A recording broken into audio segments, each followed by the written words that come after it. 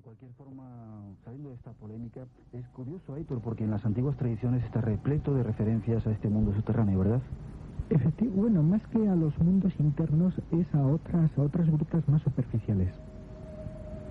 Dado que, efectivamente, demostrar de una manera científica y plasmable esos accesos por los polos, pues realmente resulta difícil, ya que, por ejemplo, estas fotografías del ESA-7 se captaron por casualidad, y el acceso que hay actualmente en el Polo Sur pues está bastante obstruido y solo se puede acceder por agua, y hay que aprovechar ciertas condiciones de deshielo y momentos coyunturales muy favorables. Eso es otra cosa, eso está más conforme con todos los datos que tenemos. Sí. Y discúlpame, por favor, que esté siendo duro, pero un poco ponte en el lugar de cualquier oyente. Cualquier oyente dirá: pues no debe ser tan evidente. Es como, muchos oyentes es como si le estuviéramos hablando de que la Tierra es plana. Reconocerás conmigo que es así, ¿no?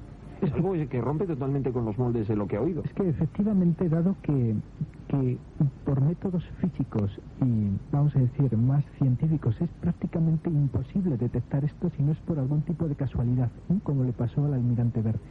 Y por eso nosotros hemos tenido que recurrir a otra metodología, a métodos psíquicos, en los cuales las barreras materiales no son un obstáculo. Como decías, Aitor, en los polos hay ciudades. Vamos a ver después de si, como decías también anteriormente, provienen de la Atlántida. Yo quería recoger, como decías, como te preguntaba antes, en las antiguas tradiciones. Parece que Hitler había enviado emisarios para establecer un pacto político con este reino subterráneo.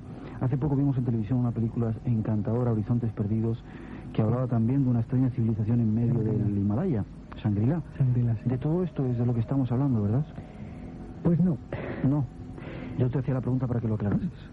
Es que en realidad hay muchas realidades que se sobreponen y se confunden. Una cosa son los mundos internos, cuyos habitantes son seres humanos que de una manera especial pudieron sobrevivir a ciertos cataclismos de la antigüedad y que por ciertos iniciados o ciertos sabios pudieron introducirse a estos mundos. Que estos mundos internos son un hábitat natural de muchos planetas, ya que dentro de nuestro sistema solar hay 2 o 3 planetas que también los tienen, aunque no tengan la vida que tienen estos aquí. Es decir, que hay varias civilizaciones. Si te parece, nos centramos en la de los polos. Muy bien. ¿Cuál es su origen? Porque viven en los dos polos, en el polo norte y en el polo sur. Sí, en el polo, perdóname, ¿viven o los polos son la forma de entrar a ese mundo que teóricamente sería un mundo en el que la gente viviría al revés? No necesariamente. Digo al revés, bueno, tú ya sabes que la concepción que tiene mucha gente que ha escrito sobre la Tierra hueca es que, vamos a suponer que la Tierra fuera como un huevo, porque sería algo similar. Nosotros viviríamos en el exterior del huevo, de la cáscara del huevo, y habría otra civilización. Esto es lo que cuentan muchísimos libros y muchas investigaciones que yo he leído, y que en el interior de la cáscara, o sea, caminando por dentro con la cabeza dirigida hacia el centro del huevo, viviría otra gente. Esto tú sabes que es la versión que circula por ahí en muchos libros. No es esa la vuestra. No, es totalmente distinta. Es como 2 niveles superpuestos, como 2 pisos, los 2 pisos de un edificio. Y ellos tienen los pies dirigidos hacia el centro de la Tierra. También hay gravedad y son, vamos a decir, mundos superpuestos, más que paralelos, superpuestos. También eso es algo que suena un poquito más plausible que lo otro. ¿Y cómo han llegado ahí? ¿O desde cuándo están ahí?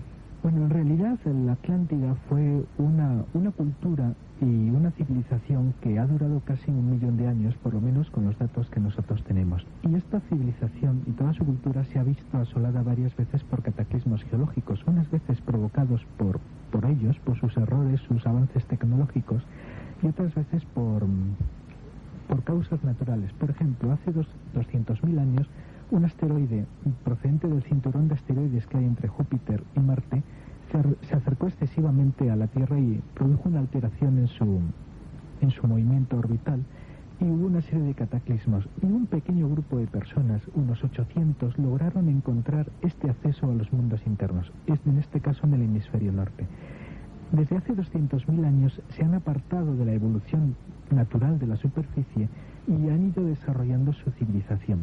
Luego, hace unos 80.000 años, también en otro cataclismo, unas 1.600 personas lograron encontrar el acceso a este mundo interno y se mezclaron con los habitantes, que eran ya unos 25.000 en su interior. Y ya definitivamente hace unos 12.900 años, en el último cataclismo atlante, del cual Platón ha hecho alguna referencia en alguna de sus obras, por ejemplo en el Timeo, en el Critias, pues un pequeño grupo, casi cerca de 4.000 personas, lograron también entrar, pero esta vez algunos de ellos también fueron evacuados en naves aéreas pertenecientes a esta civilización interna al mundo interno que hay en el Polo Sur. En realidad son dos, uno en el norte y otro en el sur. ¿Tienen comunicación entre ellos? Sí, pero no por una vía geográfica o física, sino tienen que utilizar sus naves aéreas, naves de desplazamiento. Ya. ¿Y cómo es la vida allá abajo? ¿Qué condiciones de vida tienen? ¿Cómo tienen sol? No sé, ¿de qué viven? ¿Cómo comen? Viven mejor que nosotros, de eso no cabe la menor duda. En realidad tienen un sol que no es un sol puntual como puede ser el nuestro, sino que es una luminiscencia global de toda su atmósfera.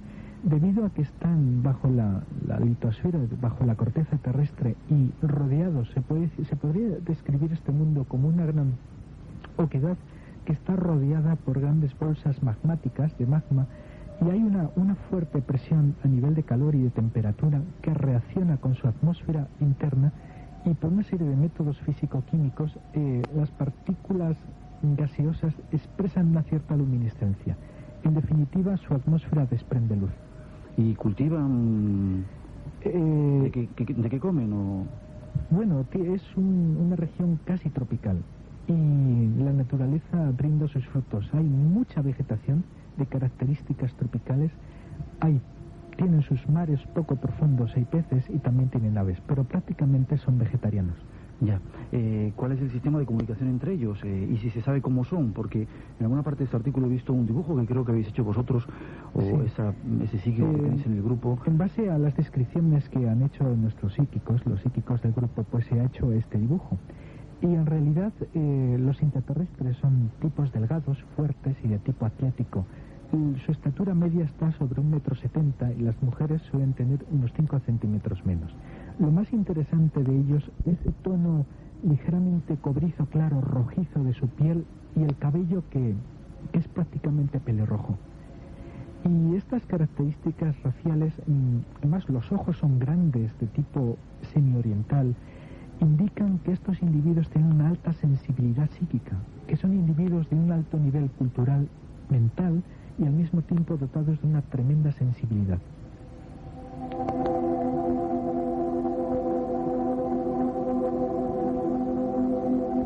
Hubo una película y algunos libros basados en... La película basada en el libro de Julio Verne. Quizá Julio Verne sabía que la Tierra también estaba hueca, que se podía hacer un viaje al centro de la Tierra, que había mares, que había ese lugar como el que tú estás relatando. Es muy posible que sí. Más que... hay que añadir algo que es muy interesante. Todo ser humano que tenga un alto nivel de curiosidad y que en su mente mantenga la incertidumbre y una constante pregunta sobre el porqué de las cosas está abierto. Y de hecho hay un fenómeno esotérico, que es que cada vez que un ser humano pregunta, algo misterioso en el espacio le contesta. Y esto se podría explicar como que hay ciertos individuos de un alto desarrollo espiritual, que les podemos llamar adeptos, iniciados, e incluso otras entidades espirituales que en el Oriente se les denominan devas o seres de luz, cuya misión es la de transmitir conocimiento a todo aquel ser humano que lo busque. Y de hecho, muchos investigadores del talante de Julio Verne han percibido casi intuitivamente o por una proyección telepática, han tenido acceso a cierta información que ellos simplemente sentían que la recibían y a veces no sabían muy bien por qué, pero los datos los tenían en su mente. Además, tú sabes, Héctor, que Julio Verne era un iniciado y era un hombre que estaba al tanto de informaciones muy interesantes, que de una manera u otra tenía informaciones y muy probablemente contactos estrechos con gente como los miembros de la Golden Dawn, a la que curiosamente pertenecía otra de las personas de las que hablas en tu artículo, otra de las personas que estaban en el secreto de esa civilización subterránea. Esto es, el autor de Los últimos días de Pompeya. Bulwer Lytton, sí. Pero la experiencia de Bulwer Lytton fue distinta. Él estaba en una ciudad italiana, en Bérgamo, y por casualidad se encontró con un ser bastante diferente a estos intraterrestres que he descrito. Un ser bajo de 1,60 m, de piel oscura, rugosa, y una tonalidad más bien verdosa, oscura. Y resulta que tanto en los Alpes italianos como en el Pirineo español, en el Pirineo catalán concretamente, y en ciertas zonas de los Urales, y en ciertos montes de Sudáfrica, por ejemplo los montes Drakensberg, existen ciertas grutas más superficiales en las cuales viven pequeñas comunidades de seres humanos también, pero que debido a su adaptación a esa oscuridad y esa profundidad han tenido ciertos cambios morfológicos. Que no tienen nada que ver con esas otras dos civilizaciones. Totalmente distintas. Totalmente distintas. Vamos a hablar de ellas en la tercera parte del programa. Estamos a punto de terminar nuestra primera hora, Aitor. ¿Por qué no se ha sabido o por qué no se ha hablado de ello hasta ahora? Aunque hemos visto que en algunas tradiciones, en alguna parte de la historia se ha hablado mínimamente de ellos, pero ¿por qué, mientras de los extraterrestres se ha hablado mucho, de los intraterrestres no se ha dicho casi nada? ¿Qué secreto esconden? Bueno, en realidad el misterio de los mundos internos, de estas grandes grutas que pueden llegar a tener hasta 40 kilómetros de altura, es algo muy vasto. Ellos siguen su propia evolución. Se podría decir que el planeta a veces tiene hábitats determinados para desarrollar cierto tipo de civilización a través de la cual específicos seres humanos puedan desarrollar ciertas habilidades o ciertas cualidades. En este caso, los intraterrestres desarrollan lo que podríamos denominar la línea de la ciencia y la línea de la sensibilidad y del arte. Digamos que su ambiente, su hábitat, les facilita la expresión del desarrollo de esas aptitudes mentales y creativas de la mente. Y decías al principio, Aitor, que quizá nosotros seamos la amenaza para ellos, en vez de al contrario, como planteábamos en esa introducción. Efectivamente. ¿Nos van a ayudar en una posible...? Ya nos han ayudado en algunas ocasiones. En el último cataclismo Atlante, hace casi 13.000 años, lograron evacuar algunas personas de un alto nivel vibracional y espiritual. Y es posible que, ya sabéis, en los próximos años, y además en esta década de los 90, nuestro planeta también se vea afectado por una especie de gran cataclismo global, y ellos tengan, junto con otras humanidades externas, que colaborar en una relativa evacuación. De todo lo que cuentas, ¿no? Bueno, uno nunca está seguro de nada, pero el hecho es que los datos que hemos manejado y las investigaciones de tanta profundidad y alto nivel que hemos desarrollado nos llevan a prácticamente un gran convencimiento, o al menos estar bastante seguros de lo que hemos investigado. ¿Habéis visto alguna vez algún intraterrestre vosotros, la gente de tu grupo? Esas proyecciones mentales, sí, pero cara a cara y personalmente no. En nuestro primer tema, Aitor, te ruego que sigas un ratito más. Estas civilizaciones, sino bajo la corteza terrestre, quizás a unas decenas de kilómetros. Y como decías antes, son diferentes a las que viven en los polos, ¿verdad? No es que vivan en los polos son dos puntos de acceso. Sí. Pero realmente donde se desarrolla el núcleo principal de estas civilizaciones de los mundos internos, se podría decir que es nuestro equivalente geográfico, las latitudes 60 grados tanto norte como sur. Ya. ¿Cuál sería el origen de esta otra gente que vive en esas cavernas bajo la superficie terrestre? Pues, los orígenes son múltiples. Por ejemplo, en Sudamérica, en toda la selva amazónica, en el Perú, en Bolivia, en Venezuela, hay inmensas grutas de muchos kilómetros. Y se sabe que antes del último cataclismo Atlante, ciertas humanidades externas procedentes de Sirio, de las Pléyades, incluso de Venus, lograron instruir a ciertas tribus desperdigadas, incluso construir ciudades a varios kilómetros de profundidad. Después, con el cataclismo que hubo del último cataclismo Atlante, algunas de estas gentes lograron refugiarse en estas ciudades subterráneas de los dioses y lograron sobrevivir, y muchos después del cataclismo no salieron al exterior y mantuvieron la tradición, los conocimientos y todas las enseñanzas recibidas de los instructores divinos extraterrestres, y hasta el día de ahora están ahí. Esta es no quiero cortarte. Uno de los orígenes. Luego, en Europa, en Italia, en los Urales, incluso en el Pirineo catalán, tienen otro origen. Hace 7.000, 8.000 años, algunos son reductos humanos huyendo de la persecución de ciertas hordas, y otros quizás intentando experimentar un nuevo tipo de sociedad, buscaron refugio y hogar en ciertas grutas montañosas y desde entonces han logrado sobrevivir adaptándose a las profundidades y a una situación ambiental totalmente distinta de la externa.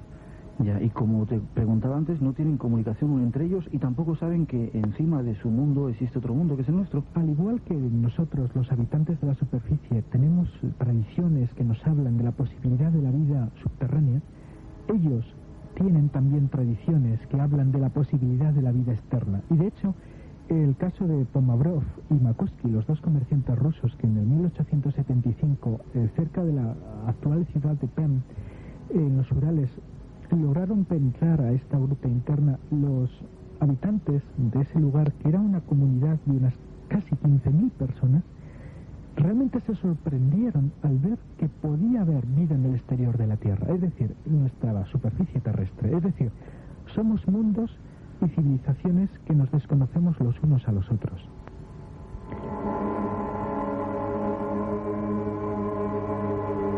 Ese mundo interno, Aitor volverá a estar con nosotros, si te parece bien, Aitor, contando muchas más cosas. Hace unos días, Televisión Española proyectó la película Horizontes Perdidos, en la cual, basándose en una obra de un inglés, Milton, se hacía referencia a un valle sagrado. Estos valles existen en la realidad. Existen en la realidad. Existen en la realidad. De ellos no hemos hablado en nuestro artículo, ni hablaremos en la segunda parte de nuestro artículo, que se va a publicar en breve, en marzo, también en la revista Más Allá. No hacemos mención de ello, dado que abarca realidades tan trascendentes que son difíciles de explicar por escrito, pero si os interesa os hablo de ello. Por favor. Resulta que efectivamente en nuestro planeta existen seres muy avanzados que los teósofos o ciertos investigadores de lo esotérico llaman los Mahatmas, las almas grandes, los grandes maestros de la humanidad, la jerarquía espiritual. Hay ciertos valles recónditos en los Himalayas, son muy pocos, en los cuales viven ciertas comunidades monásticas y algunos grupos de estos adeptos, de estos grandes iniciados, que dada su gran irradiación energética y la gran extensión vibratoria de sus auras, son capaces de transformar el clima y la naturaleza de su alrededor. Y de hecho esos valles disfrutan de una mejor temperatura, de unas mejores condiciones climáticas, y por lo tanto pueden disfrutar de una agricultura y de una situación que les facilita el retiro y la profunda introspección espiritual, y al mismo tiempo la posibilidad de guiar telepáticamente y mentalmente a ciertos seres humanos de avanzada en los países occidentales y del resto del mundo. Su misión es guiarnos hacia la evolución, quizá. Hacia la perfección y hacia la armonía con la naturaleza, que en definitiva es el propósito de la evolución dentro del cosmos. Ya, y como apuntabas también antes en una parte de nuestro programa, decías que quizá estos seres nos estuvieran también para ayudarnos de un posible cataclismo. Efectivamente, la civilización occidental y el género humano en general está violando brutalmente el seno de la naturaleza, y la naturaleza está protestando. Estamos viendo que el clima se está trastocando brutalmente. Algunos hablan de una guerra psicotrónica entre las grandes potencias y experimentos secretos con el clima, pero efectivamente nosotros hemos podido comprobar que esto no es así. El planeta está protestando, la naturaleza se desequilibra por momentos, y nos enfrentamos en los próximos años a terribles crisis, tanto con el ozono como con la disminución brutal de la concentración de oxígeno en la atmósfera, así como la menor capacidad del reino vegetal para dar alimento y sustento a los animales y a la raza humana. Espacio en blanco. Es enorme. Yo estaba en la zona sobre esto, y que había investigadores, no sé si lo sabes, como Julio Roca Montañola, que murió ya, un gran parapsicólogo español, catalán, que murió, que él estaba totalmente convencido que allí, pero sobre todo en Gerona, en ciudades como Tivisa, había una conexión con el interior de la Tierra, y él estaba obsesionado con este tema de que había seres que venían del interior de la Tierra en Cataluña. Pues efectivamente ahí están. Vamos con más llamadas, si os parece. Delia de Madrid, buenas noches, Delia. Hola, buenas noches. Cuando quieras, rápidamente tu pregunta. Sí, bueno, realmente no era ninguna pregunta, pero ya que estáis hablando de esto, me olvido del otro. El problema de Banjos, que yo lo he estudiado y nunca lo encontré, es que ahora he conocido a un chico, a un muchacho, que dice que lo han raptado 3 veces los extraterrestres, y además es verdad porque los padres han avisado hasta la policía que no son los extraterrestres, desde luego que son los intraterrestres, pero bueno, el problema es que este chico... Pero él se llama Javier, ¿es Javier de catalán o no? No, es de Madrid. Ajá. Es No, un chico nos de gustaría, Madrid, si no te importa, que luego te pusieras en contacto con nosotros, ponernos en contacto para investigar este caso. Si lo podemos localizar, sí. Magnífico. El muchacho lo arrastraron a la salida del colegio, desapareció y unos días después aparece y le contó esa historia y ellos le dijeron volveremos. Y 2 años después, cuando se habían olvidado del tema, la familia, volvieron. Bueno, el problema es que ahora este chico que ya tiene 18 años, no sé qué le harían o qué le pondrían, como dice el Antonio Rivera, si le habrán puesto algo, pero que este chico nunca jamás había leído cosas de esa y no sabía nada de banco, ni lo había buscado como yo lo he buscado y no lo he encontrado, y ahora un día me dijo que tenía problemas, que oía cosas, y una de las cosas que oía era que le decía, somos los niños de verde y somos de bancos, o sea que eso de Bañolas está muy bien, pero el problema es que un muchacho que jamás oyó hablar de eso, le están llamando, le están diciendo, somos los niños de verde, ayúdenme, y estamos en bancos, o somos de bancos, o le llamamos desde bancos, entonces ahí ya entra el gran problema. Pero bueno, si estos niños están muertos, ¿cómo te llaman? Y si tú nunca oíste hablar de los niños de verde, ¿cómo es que? Y cuando yo le dije que eso era una tradición, que existía y que yo ya no me la creía porque no existía el pueblo, él se abrió unos ojos que no te los puedes imaginar, ¿sabes? Vamos a ver qué nos comenta nuestro invitado. Sí, pero bueno, yo lo que le quería decir a Aitor, ¿no? Es que él dice que Valver Layton, dando un paseíto, se encontró a un intraterrestre. Y claro, es como si yo digo que Jesús no nació en una cueva, que nació en un palacio de mármol de Carrara. Pero eso lo digo yo, la tradición dice que nació en una cueva. Naciera o no naciera en una cueva, la tradición lo cuenta así. Y la tradición no dice que Valver Layton se encontrara a un señor por ahí, sino que un amigo suyo bajó a la mina y subió despavorido contándole lo que había visto. Entonces él bajó, el amigo murió y él entró a la ciudad. Si ellos quieren cambiarle y darle otra opción, es puramente de ellos, pero no la que cuenta Layton, ¿no? No, yo estoy de acuerdo totalmente contigo, habiendo estudiado a fondo la vida y la obra de Layton, es así, cualquiera que lea la vida de Layton y que estudie su obra de Coming Race, o sea, la raza venidera, o la raza que nos suplantará, sabrá que es así. No sé si estás de acuerdo, Aitor. Bueno, Valver Layton en su libro La raza futura es por lo menos la traducción. Sí, The Coming Race es en inglés, por eso he dicho la raza venidera. Bueno, la raza futura, sí, para entendernos. Efectivamente habla de una mina que está en Inglaterra a la cual él se introduce y hace una exploración, pero en realidad, según nuestros datos y a las conclusiones que hemos llegado, esa fue la manera novelada en la cual él pudo plasmar su experiencia y los conocimientos y las descripciones del mundo interno que este presunto habitante de las cavernas le transmitió telepáticamente. Ahora, ¿te das cuenta por qué yo antes te decía, bueno, que hay que diferenciar entre lo que es vuestra experiencia subjetiva, digamos, de un grupo de personas y lo que son los hechos que figuran por ahí en los documentos, etcétera? Porque claro, si vosotros presentáis eso como auténtico, imagínate que tienen el mismo derecho todas las sectas que hay en todo el mundo, que son miles, todas las doctrinas, todos los grupos de contactados, que suman en un total de 100.000 fácilmente, a presentar sus datos como la verdad. Nosotros reconocerás que hay ese problema, Aitor, ¿no? Que cada uno puede presentar lo suyo como la verdad y nosotros tenemos que ser críticos, tenemos esa obligación. Yo lamento que te moleste el que yo esté cortando el programa, pero mira, hay que ser críticos. Nosotros hemos llegado a unas conclusiones, hemos hecho unos estudios y aportamos los datos que hemos descubierto. Luego, cada persona, por su libre albedrío o las posibilidades de investigación que tenga en su mano, si es que las tiene, están ahí pues para contrastar, ampliar, resumir o puntualizar. Es decir, que no tampoco pretendemos decir que somos los heraldos de la única verdad, simplemente aportamos nuestros datos, como tú sabes bien, que hay laboratorios farmacológicos o laboratorios médicos que investigan y muchas veces sobre el mismo tema sacan conclusiones distintas en países distintos. Ahí está, eso es el planteamiento interesante, correcto, abierto, ¿no? Nosotros aportamos unos datos, es a lo que hemos llegado, lo que hemos descubierto, y no pretendemos tener la exclusiva, simplemente tenemos unos datos, pero que se pueden ampliar. Eso quería oír, y discúlpame, pero era por aquello que dijiste al principio, de que no era una creencia, sino que era la realidad, lo recuerdas, bueno, ¿no? Por lo menos los datos a los que nosotros hemos llegado. Gracias, Aitor. Quería contestar también a la insinuación que ha hecho la oyente sobre este muchacho que ha sido secuestrado y tal. Quería añadir que el problema de los intraterrestres y de toda la vida extraterrestre se complica por la intervención de ciertas entidades que en Oriente se llaman entidades véricas, los ángeles que nosotros denominamos aquí, y algunos son de carácter inferior, de tal manera que en ciertas sesiones espiritistas estas entidades angelicales, por denominarlas así, pueden tergiversar cierta información de tal manera que confunden a la gente.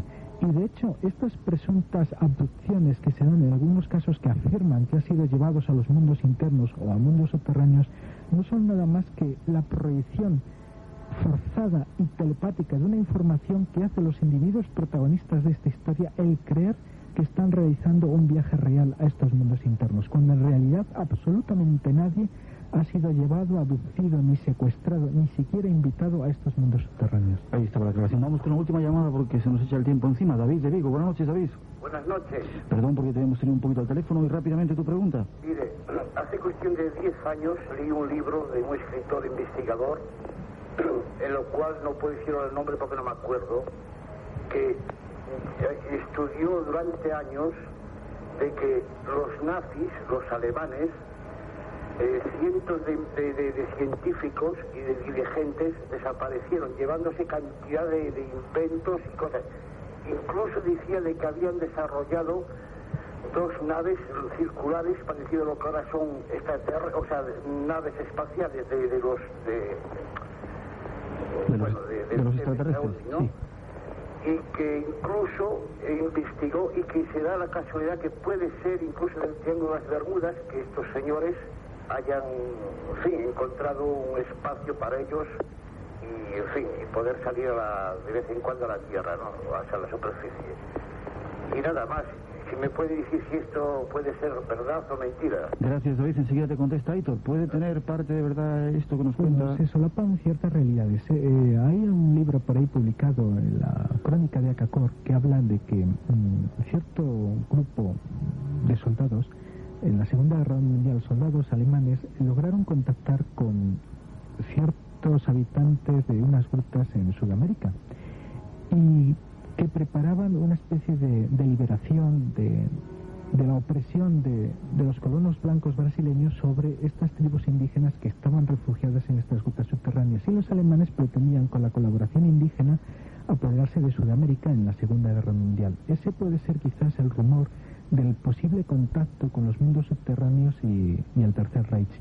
Y luego la posibilidad de una conexión con el Triángulo de las Bermudas, por lo menos los datos que nosotros tenemos y que hemos logrado recopilar en nuestras investigaciones, nos ha llevado a la conclusión de que el Triángulo de las Bermudas no es nada más que una puerta interdimensional que conduce al espacio y que ciertas humanidades externas logran entrar por ese punto a nuestra atmósfera y a nuestro espacio terrestre. Aitor, hay que aclarar un dato que tú conoces desde luego, y es que en torno al tema de la crónica de Akakor que has mencionado, digo para mantener bien informados a nuestros oyentes, hace ya mucho tiempo que se investigó por parte de varios investigadores que demostraron que este señor era un fraude, el Tatún Kanara, que lo escribía, y el propio Deniken, lo digo ahora porque ha sido publicado recientemente. Tú has leído en Más Allá, ¿no?, la entrevista con Deniken. No he tenido tiempo. Bueno, pues bien, el propio Deniken reconoce que es un fraude.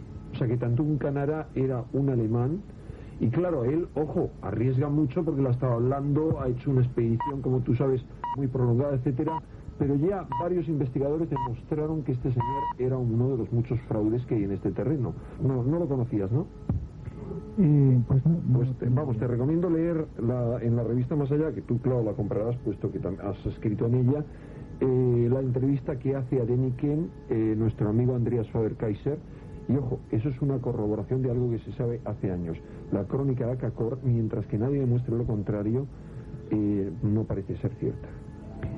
Es posible quizás que hay individuos que, como dices tú, puedan suplantar o crear ciertos cuadros de falsedad, pero lo que sí está claro, y hay pruebas contundentes, es que en Venezuela, en Bolivia, en el Perú y en toda la selva amazónica sí existen estas grutas, y la ciudad de Akakor, quizás no con ese mismo nombre, pero sí existe. Oye, pero perdona, yo he visitado alguna de esas cuevas y además digo totalmente en apoyo de lo que dices. Además hay que recordar a nuestros oyentes que es bien conocido en Perú, por ejemplo, que Sendero Luminoso utiliza en su guerrilla de una manera fundamental, es así, ¿verdad, Javier? Tú lo conoces el tema. Utiliza todas esas cuevas subterráneas para burlar al ejército, que el ejército se pierde en su persecución.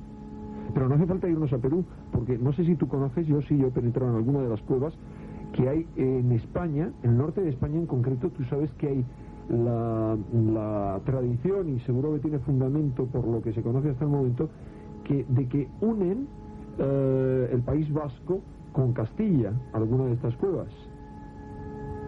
He oído también que algunas de ellas comunican Francia con España.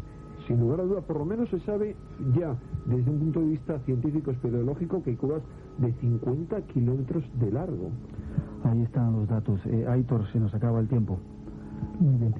Yo la conclusión a la que podría llegar... Te quería preguntar eso, ¿qué conclusión podemos sacar de todo esto? Que efectivamente la realidad es muy compleja y que cuando el río suena es que agua lleva. Nosotros hemos hecho una investigación muy meticulosa y aunque aparentemente se desmientan los datos, aparentemente haya fraude, aparentemente, en realidad sí hay algo ahí, sí existen esas grutas, distintas civilizaciones, distintos orígenes, pero ahí están, y cualquier persona que tenga la posibilidad de desarrollar ciertas facultades mentales y cierta capacidad de viajar por el espacio a nivel etérico, a nivel astral, podrá plasmarlo, comprobarlo y además por sí mismo. Aitor, estaremos también en contacto para seguir hablando del tema, hoy solamente lo hemos esbozado. Primero hay que decir que es gratuito, por eso estamos en esto. Entrada libre para todas las personas que quieran asistir a un montón de conferencias. Cuéntanos cómo... Entrada libre y además participación por invitación de Javier de nuestro programa, en una de esas sesiones que es el dato muy interesante que les vamos a dar. Efectivamente, en uno de los colegios mayores de Madrid, en el Colegio Mayor Chaminade, se ha creado un aula para la investigación de anomalías científicas, juntamente con todo lo que es la fenomenología paranormal, y se ha pensado que una de las maneras mejores para presentar este evento es hacer un acto de cara al público, un acto de interés nacional, como es este encuentro nacional sobre fenómenos anómalos, y traer por una vez, y ya en cierta manera era necesario, la Expo OVNI, que había estado previamente en Cádiz en 1988, en Cáceres en ese mismo año, en La Coruña en el 89 y en Vinaroz, y ahora la traemos definitivamente a Madrid para que, en cierta manera, el resto de personas que no habían tenido la oportunidad de verla en su amplitud en el resto de España puedan acudir aquí en esta ocasión a verla. Algo muy interesante, y aparte de todo eso de la Expo OVNI, va a haber un montón de charlas interesantes que comienzan este próximo miércoles, el día 17, ¿no? Eso es, el día 17 de enero, miércoles, en la primera conferencia de Manuel Berrocal, Vida después de la vida. El día 18, jueves, la conferencia Contactos con extraterrestres. ¿Que te va a tocar dar a ti? Esta vez me toca a mí. El día 19 de enero, viernes, hay un fórum, una proyección de diapositivas, una especie de introducción general al tema de lo que son los grandes enigmas de la humanidad desde el punto de vista arqueológico, antropológico y lo que son los modernos misterios que rodean al hombre a nivel científico. Y de ahí pegamos un salto al 22 de enero, lunes, con la conferencia Posesiones, Satanismo, Anticristos, Lucifer y su mundo, de Manuel Carballal, que es el que nos trae la Expo OVNI a Madrid. El día 23, martes, hay descanso. El 24, miércoles, Así hablan las manos, de Isabel Herranz, que acaba de presentar un libro recientemente con este mismo título en Plaza Ijanés. El día 25, jueves, Caras de Belmez, Rostros de otra dimensión, de Germán de Argumosa. El 26 de enero, viernes, conferencia Aquello que los gobiernos ocultan sobre los ovnis, de Enrique de Vicente. Y el día 27 es la gran reunión que tenemos con todos los oyentes de Radio Nacional a partir de la 1 de la noche, desde allí, desde el Colegio Mayor Chaminade, pero previamente hay una mesa redonda a las 10, que es pasaporte a las 10. Porque el programa está a las 11. Sí, lo hemos adelantado una hora. O sea que atención a nuestros oyentes, a todos los oyentes de Madrid, porque a las 22 horas, a las 10 de la noche de qué día puede... A las 10 de la noche del 27 de enero, sábado, la mesa redonda Pasaporte al Mundo del Insólito, que la moderas tú, Miguel. Estamos en familia. Repetimos, cualquiera de nuestros oyentes que le interese, a partir de las 10 de la noche, y les digo a partir de las 10 de la noche, insisto, incluso váyanse antes porque aquello va a estar repleto, no esperemos, al menos que esté repleto. No hay mucho espacio. ¿Qué capacidad tiene aquello? La capacidad... plazas o... No, menos. Sí, más o menos por ahí andará unas 300 aproximadamente de plazas sentadas. Y bueno, lo que es evidente es que es una oportunidad magnífica para ver Espacio en Blanco en directo, vernos las caras, en cierta manera. Miguel Blanco va a coordinar una mesa redonda en la que van a participar, todos los ponentes. Sí, los ponentes, Manuel Carballal, Manuel Berrocal, Isabel Herranz, Germán de Argumosa, Enrique de Vicente y Javier Sierra.